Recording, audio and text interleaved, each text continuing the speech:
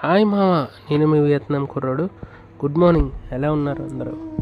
ఇది last video second part మామ.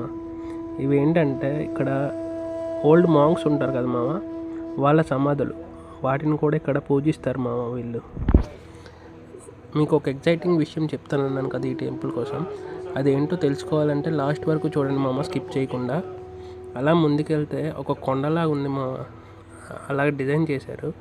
దాని మీద అలా పైకి వెళ్తే బుద్ధుడి విగ్రహం ఉంది మామ. చాలా నీట్గా, చాలా పీస్ఫుల్గా ఉంది టెంపుల్ మొత్తం. పైనుంచి ఒక వ్యూ చూపిస్తాను చూడండి మామ, ఎంత బాగుందో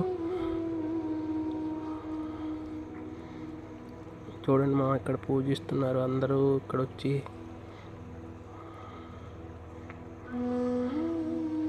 నేను చెప్పిన ఎక్సైటింగ్ విషయం ఏంటంటే అది దీని కిందనే ఉంది మామ.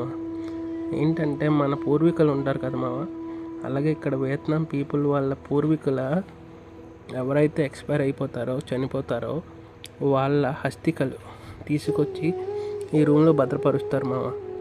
అది వాళ్ళు ఎప్పుడైతే ఈ టెంపుల్కి వస్తారో అప్పుడు వచ్చి ఇక్కడికి వచ్చి వాళ్ళని చూసుకొని, అంటే వాళ్ళని చూసినట్టు ఫీల్ అయ్యి అక్కడ కొంచెంసేపు ఉండి మళ్ళీ ఇంటికి వెళ్తారు మామ.